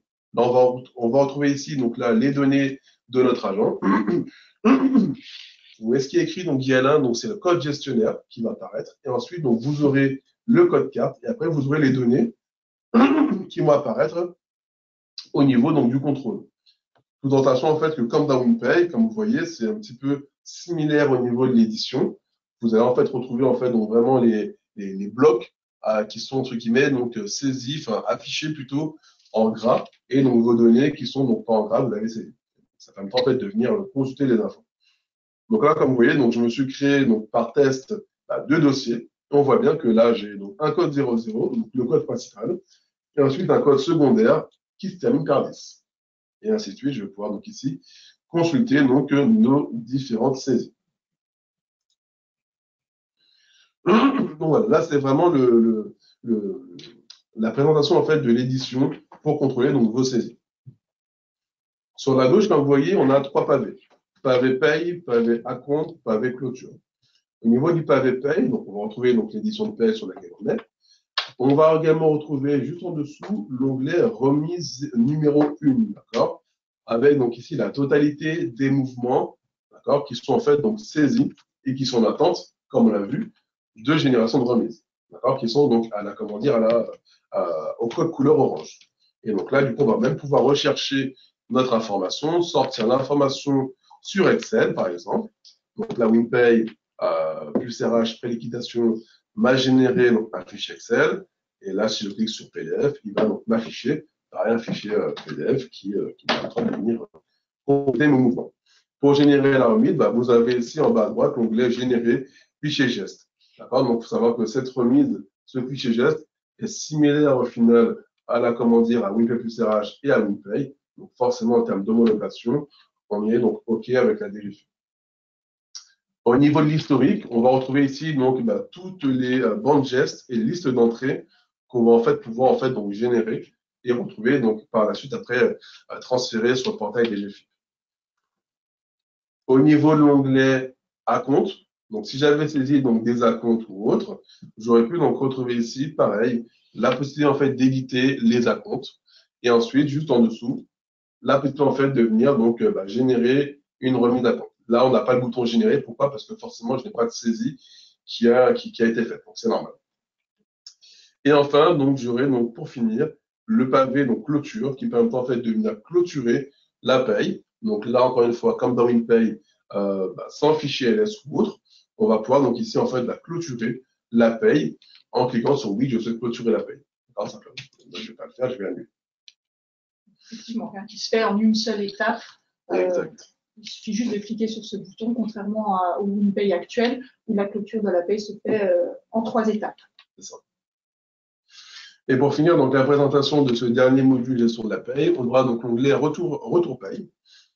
Donc, cet onglet Retour paye donc, permettra ici principalement de venir réintégrer donc, les KA, KX, J5 et BJ directement donc, dans la paye. Faites attention, vous avez toujours ici ce petit module à gauche. Ici, donc, au niveau du choix du code correspondant. Si vous avez qu'un seul code correspondant, c'est parfait, ce sera toujours le même. Mais si vous en avez plusieurs, faites attention, bien sûr, à bien intégrer donc le bon fichier dans le bon code correspondant. De toute façon, quoi qu'il arrive, vous aurez également des contrôles de cohérence. Donc, même si vous vous trompez au niveau du code correspondance, WinPay vous rappellera que vous êtes trompé et que ce n'est pas le bon code correspondant en fonction des fichiers. Pour importer un fichier, donc c'est assez simple, hein, vous avez l'onglet import un fichier en bas à droite ici, et qui permet en fait de venir sélectionner donc, le type de fichier et d'aller parcourir votre ordinateur pour venir l'importer. Donc voilà pour cette présentation, cette démo concernant donc WinPay Plus, RH, pré-liquidation. Merci beaucoup Guy-Alain, merci beaucoup Cécile, merci beaucoup Nsimba. Alors pendant que vous étiez aux manettes, nous avons eu pas mal de questions, il y en a quelques-unes sur lesquelles j'ai pu faire des petites réponses en direct, et puis donc j'ai noté qui sont plus techniques. Donc là c'est pour vous. On a une demi-heure, on va essayer de terminer vraiment à l'heure hein, pour libérer tout le monde. Donc le temps de passer quelques petites questions, d'abord plus métier, technique, et puis après je reviendrai sur des questions plus générales qui ont été largement exposées par plusieurs personnes. Faut-il prévoir d'arrêter l'ancien? À quelle date? Dans quelles conditions? Etc. Pour ça, on va y revenir. On donnera une explication. Alors, première question. Nous créons des dossiers d'agents par chargement de fichiers gestes carte 00 à 92. Cette fonctionnalité est-elle maintenue? C'est simplement le fait qu'on réintègre les KX. Voilà, c'est aussi simple que ça. Et J5, voilà. Donc, fonctionnement très similaire actuellement au fonctionnement actuel du WinPay. J'espère que je réponds bien à la question de M. Payen. Alors, une question intéressante. J'ai répondu brièvement, mais vous pourrez peut-être donner un peu plus de détails. Comment se déroule la reprise des données existantes dans WinPay? Alors, comme je le disais tout à l'heure, hein, la reprise de données donc, sera assez simple pour les établissements, déjà sur WinPay. Pourquoi? Parce qu'en fait, il suffira en fait, de faire la demande à la trésorerie des fichiers d'initialisation qui sont au nombre de 5 et qui vont en fait contenir la totalité de vos données de votre base actuelle sur WinPay. Et du coup, en fait, à date, vous aurez en fait forcément en fait, dans toutes vos données, tous vos agents présents en fait, sur le nouveau WinPay lors du déploiement. Super. Alors, question un petit peu précise. La table des grades est customisable ou bien est-ce qu'on tape directement dans le tabling? Vu qu'en fait, c'est un référentiel, en fait, c'est à la charge de CEGAP au final de mettre à jour en fait donc les différents grades au final. Donc, on est bien dans le contexte de ces référentiels que nous allons chercher au CISIR, en fait, hein, et dont nous assurons la mise à jour en fonction de ce que nous communique le CISIR. Et pour des raisons de cohérence dans l'application, on ne peut pas aller faire des modifications parce que derrière, tout ce qu'on affiche est en fonction de la liaison avec ces référentiels. Alors, pourrez-vous faire un focus sur l'exploitation du LR? Alors, du coup, donc, faut savoir que le LR, en fait, ici, sur WinPay Plus RH, pré-liquidation, en fait, ne sera plus pris en compte, d'accord? Au niveau des imports des fichiers retour, on n'aura donc que le KA, KX, J5 et BJ à prendre en compte. On n'intégrera plus le fichier LR. D'accord. Qui, pour ma culture personnelle, concernait quoi? Qui concerne, en fait, vous savez, quand en fait la trésorerie fait des modifications de son côté, en fait, ces modifications sont incluses dans ce fichier LR. Lorsqu'en fait on l'importe avant clôture sur WinPay, le mois suivant en fait, WinPay en fait va générer des mouvements automatiques qui correspondent en fait aux mouvements faits par la trésorerie de son côté. Sauf qu'en fait on s'aperçoit au final que certains établissements ne le font pas parce que forcément il y a des anomalies qui remontent à ce niveau-là. Donc du coup normalement on ne recommande pas en fait de l'importer ce fichier-là. D'autant plus que lorsqu'on importe les fichiers J5, les informations qui sont donc modifiées par la trésorerie sont également inclus dans le fichier J5 et qui va en fait donc mettre à jour les dossiers des agents. D'accord. Question qui concerne plusieurs établissements qui sont avec nous aujourd'hui. On est dans le contexte d'établissements qui ont un outil de gestion administrative. Certains mentionnent qu'ils ont SIAM par exemple, mais continuent à utiliser WinPay en mode archive. pour l'intégration des KX et la lecture des bulletins de paie. Donc là-dessus, la question c'est WinPay en mode archive va-t-il être remplacé? Y aura-t-il un équivalent? Donc là-dessus, c'est un point, je l'ai répondu dans le chat, sur lequel on n'a pas encore statué. D'abord, WinPay Archive sera pas forcément impacté de la même manière par les évolutions annoncées de la DGFiP. Et puis, qu'est-ce que nous proposerons dans ce contexte-là? Réponse à venir. Donc voilà, on a noté cette question. Merci d'avoir posé. Il n'y a pas la réponse aujourd'hui, mais on aura cette réponse évidemment pour nos clients qui sont utilisateurs ce argent. Et puis il y a d'autres établissements qui aujourd'hui donc continuent à être dans une double saisie, donc un système de gestion administrative. Quelqu'un nous a posé la question utilisant SIAM, et puis WinPay de l'autre côté. Et la question c'était est-ce que ce nouveau WinPay on pourra faire la même chose? La réponse est oui. Aussi simplement, vous continuerez à faire votre gestion administrative, vos avances en carrière, etc. dans SIAM, et puis WinPay à côté pour les mouvements de paie, enfin, le nouveau WinPay, comme vous avez pu le voir, pour les mouvements de paie. Et puis par la suite, après, peut-être passer sur une plus RH, qui va intégrer la fonction RH directement. Alors après, la très bonne idée, n'est-ce pas, Alain, c'est d'adopter WinPay plus RH qui a le 2 en 1. Voilà. Bon, tout le monde ne va pas forcément faire ce choix, donc le WinPay. Alors, encore une petite question un peu technique. À quoi va servir la saisie du référentiel des structures pour la pré-liquidation qui est organisée autour de codes de gestion? Ce référentiel est-il injectable? On va pouvoir faire donc des apports au niveau des structures, tout à fait, ou les créer, et du coup, en fait, ça permettra en fait de venir en fait donc entre guillemets asseoir un agent directement sur une structure. Mais après, sur la question des codes de gestion, pour moi, ils sont attachés aux agents et pas aux structures. C'est bien ça. C'est ça. Je pense que c'est peut-être la question un peu sous-jacente. Est-il possible d'avoir une formation pour pouvoir prendre en main cette nouvelle présentation qui me paraît moins intuitive et plus complexe? Je suis obligé de dire, je ne suis pas forcément d'accord.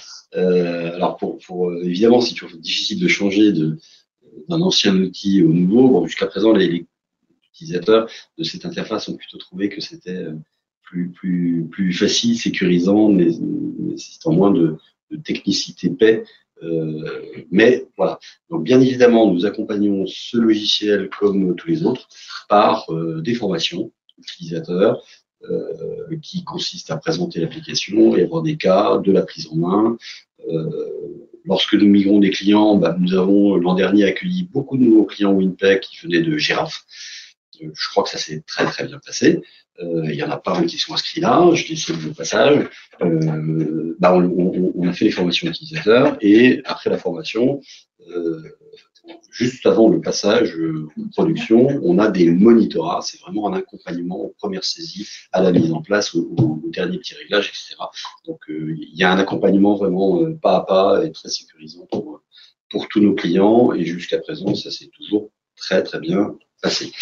Des petites questions techniques sur est-il possible de faire du requêtage directement dans la base, en requête SQL? Oui, c'est toujours possible si ça souhaitait. Ceci étant, moi je rappelle qu'on est là sur un outil de paie. Donc on a, par la réintégration des cas KISJ5, toutes les informations de masse salariale qui derrière sont restituées sur les exports que vous avez vus au passage dans la présentation. Bon, a priori, toutes les informations sont disponibles sous forme d'export, de fichiers Excel, etc. Donc, si vous souhaitez aller en base, vous pouvez le faire, il n'y a pas de souci. Et une question un peu voisine. Compte tenu de ce contexte, il n'est pas apparu nécessaire de fournir un univers VO, d'une part uniquement pour des données de paie, donc il n'y a pas d'univers VO qui voyage avec l'application à aujourd'hui. Voilà pour les dernières questions qui ont été posées. Et puis, il y a des questions plus générales. Je regarde, encore tout à fait dans les temps, c'est très bien. Première question qui a été formulée de plein de façons. Le WinPay que nous utilisons actuellement est-il amené à disparaître? Et si oui, quand?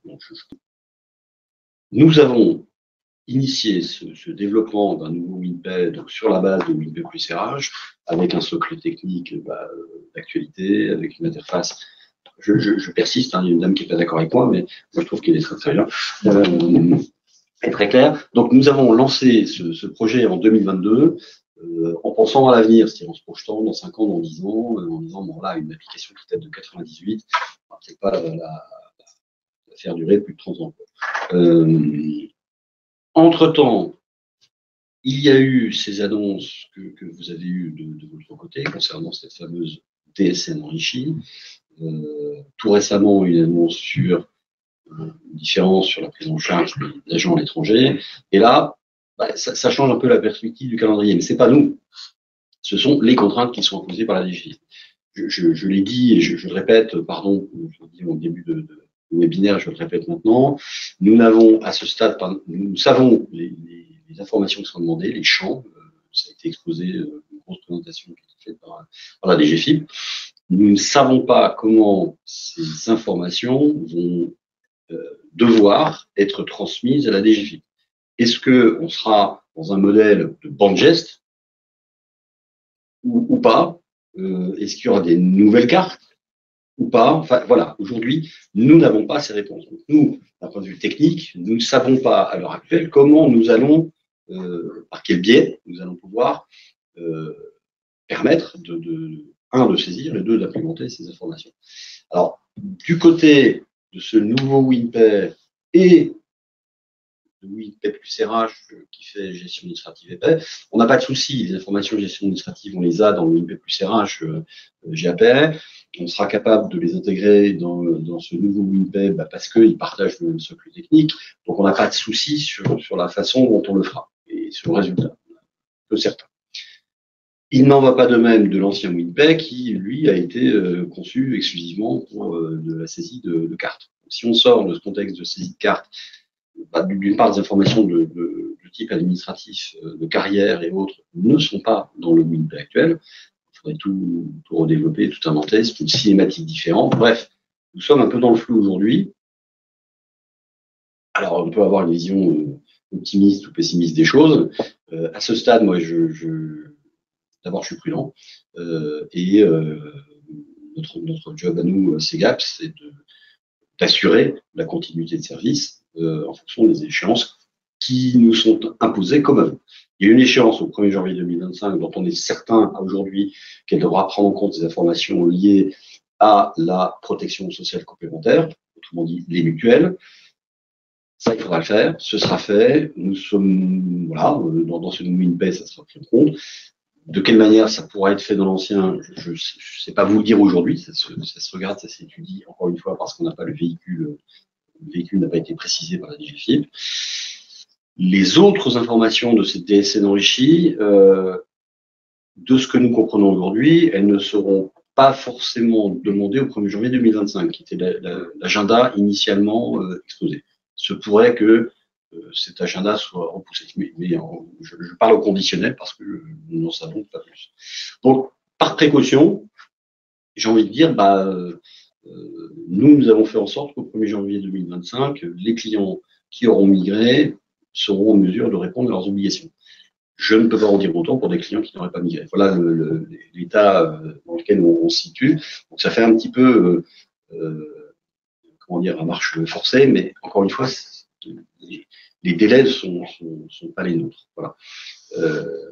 Il s'agit là, je le rappelle, on n'est pas dans un contexte de petite évolution qui fait partie de la maintenance courante, qui était celle de WinPay pendant des années, même des dizaines d'années. Là, on est sur une évolution majeure où on change complètement de registre par rapport à la vocation initiale de l'outil. Voilà ce que je peux dire.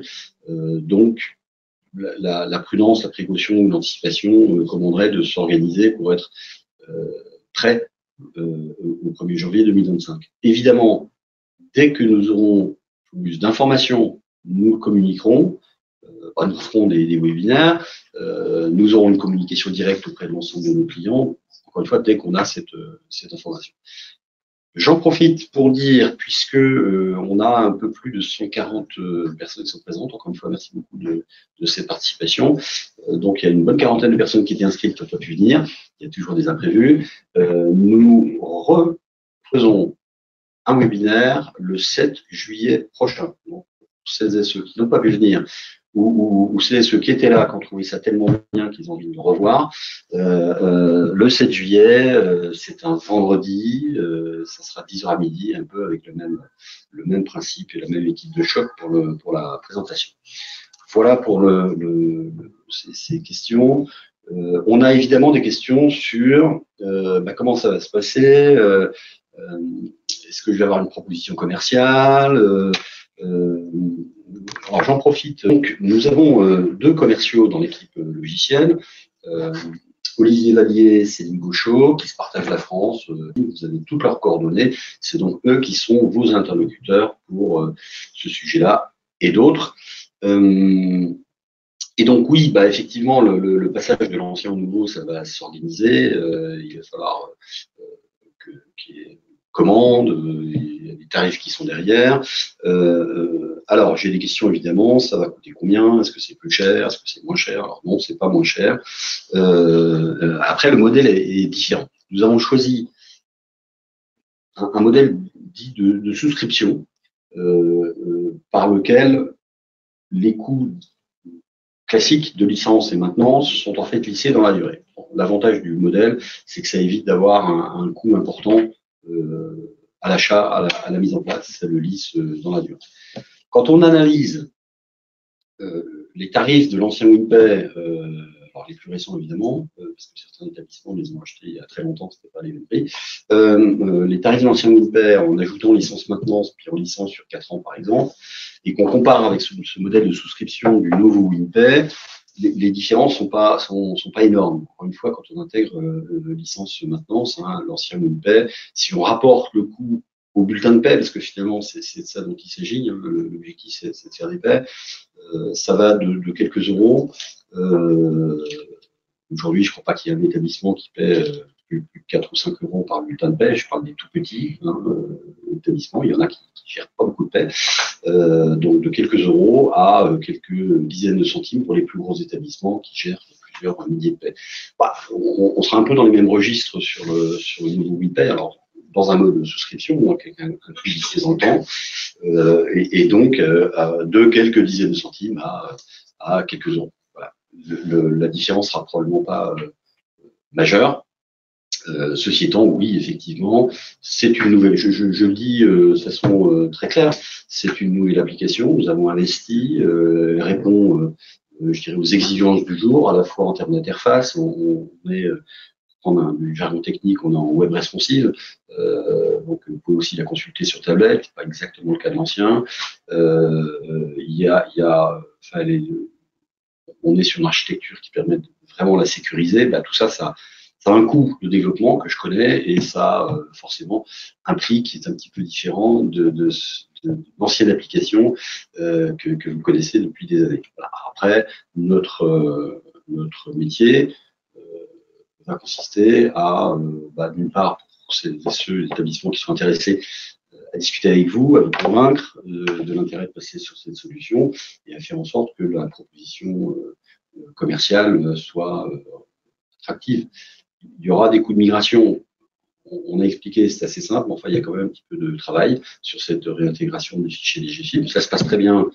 Je crois qu'on n'a jamais eu de problème en faisant cette opération-là. Il n'y a pas de raison qu'on en aide. Ceci étant, il y a un petit bout de projet et un peu de technique derrière. Ça s'organise, ça se planifie dans le temps. J'insiste. Voilà. L'établissement qui souhaiterait migrer avant le 31 décembre 2024, c'est pas en octobre qu'il faudra se réveiller. On a vécu un petit peu ça sur l'année dernière avec l'établissement qui passait de Girafe à WinPay, avec des calendriers qui sont très chargés en fin d'année. Voilà, ce serait bien d'anticiper. Donc il y aura une partie de projet, donc un coût de migration. Il y aura ce qu'il faut comme formation en fonction de la situation de l'établissement. On dispense des formations de qualité, donc on limite en présentiel une formation à 10 personnes et quand on est à distance, encore un petit peu moins, de façon à toujours avoir une formation de qualité, être capable de répondre aux questions, de traiter les cas particuliers, etc., et toujours du monitorat en accompagnement. Voilà pour ce qui est des projets et des échéances. Vous l'avez vu dans la démo, je crois que la question est arrivée juste avant que ça passe. Bah oui, on peut dans ce nouveau WINPE comme dans l'ancien être un établissement RCE ou pas RCE. Vous avez vu, il y a une petite coche. Et donc, bah, pour un établissement qui n'est pas RCE et qui aujourd'hui utilise WINPE, en fait, il a deux WINPE.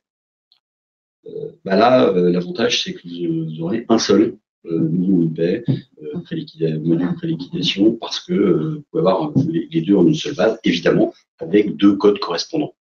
Et donc, vous faites une paix sur le code correspondant et une paix sur le deuxième, mais en un seul endroit, une seule base qui simplifie un petit peu la vie. Une question technique, Guy-Alain, tu vas terminer avec ça. Pour les vacations, j'avais la carte 20. Il faut maintenant aller à la gestion de la paie et peut-on inscrire le descriptif de la vacation avec le montant et le nombre de CM, TD et TP. Ok, donc concrètement, pour les vacations, ce sera le même principe, toujours une carte 20 avec le code indemnité, donc 0,125. Donc là, on aura donc principalement le mode de calcul B en mettant donc le nombre d'unités et donc le montant associé. Et après, on aura également donc la possibilité de renseigner le libellé complémentaire qui va donc s'afficher correctement sur le bulletin de paie, simplement. Ok, super. Je crois qu'il y a une autre question, pareil, un petit peu de détail. Peut-on faire les saisies groupées comme la gestion des primes?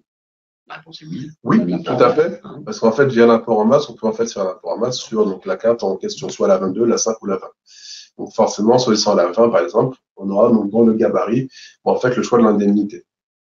Donc oui, on peut faire des apports en masse sur quelles que soient les indemnités. Après, peut-on importer plusieurs types de cartes à la fois dans un seul fichier, c'est-à-dire toutes les cartes correspondant à un dossier? Non. Bon, ça se passe pas comme ça. On n'importe pas comme ça. C'est par type de mouvement. Donc voilà. Peut-être la dernière petite question, s'il y en a encore. Je ne pense pas. De toute façon, les équipes sont disponibles. Il n'y a pas de souci pour apporter des réponses plus tard pour les questions qui surgiraient encore. Alors j'espère que on aura répondu à l'essentiel aujourd'hui. Allez, la dernière, je la prends pour moi. Ce nouveau WINPE, oui, il s'installe en intranet chez vous, on-premise, comme disent les informaticiens. Voilà, donc ça c'est logique, donc vous pourrez toujours avoir ce nouveau WINPE chez vous. La différence, c'est que du fait de son architecture, il est beaucoup plus apte à être hébergé. Et donc, de la même manière que WINPE plus RH aujourd'hui, donc nous avons un hébergeur professionnel avec data center certifié, etc. Et donc, ce nouveau WINPE sera aussi disponible en mode émergé. Voilà. Alors, le nouvel outil WINPE a-t-il été validé par la DGFiP? Oui, puisque en fait, la base c'est WINPE plus RH. Le WINPE plus RH a été certifié par la DGFiP en date du 1er septembre 2020, c'est-à-dire que lorsqu'on transmet une carte, qu'il soit 0, 01, 20, 40 de C9G, les informations qui sont derrière sont dans le format, la nature, la complétude attendue par la DGFiP. Donc, nous sommes dans ce cadre d'outils qui a passé les tests de la DGFiP et encore une fois certifié depuis 2 ans et demi. Voilà. On vous remercie beaucoup de cette assistance, de cette venus si nombreux pour cette présentation. J'en profite pour remercier toute l'équipe qui a préparé et animé ce séminaire. On est ensemble dans la même pièce. Donc, je salue Yann Simba, je salue Guy-Alain, Cécile, je salue Gwendalis, qui n'a pas pris la parole, mais qui était là en soutien. Olivier Vallier, notre commercial métier Ouest, est également là. Et notre responsable marketing et communication, Thibaut Asser, qui était aux manettes pour faire toute la logistique de cet événement. Merci beaucoup, bonne journée et à très bientôt. Au revoir. Au revoir.